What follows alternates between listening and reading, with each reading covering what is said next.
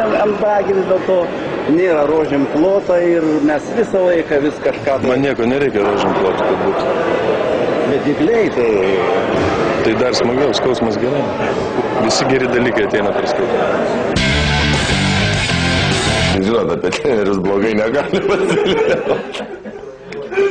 Tai taip, pastoti spaudimo 20 ratukų. Tai dar gerai, jeigu būna, kad namo važiuoja iš karto. Iki pasaulio krepšinio liko 3 dienas. Tikiu, kad rinktinė pasiruošusi.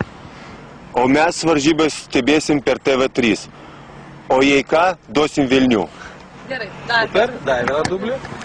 Greičiau truputį, nereikia? Ne, viskas gerai, viskas normaliai. Iki pasaulio krepšinio. Mes centrai, mes negalim greičiau.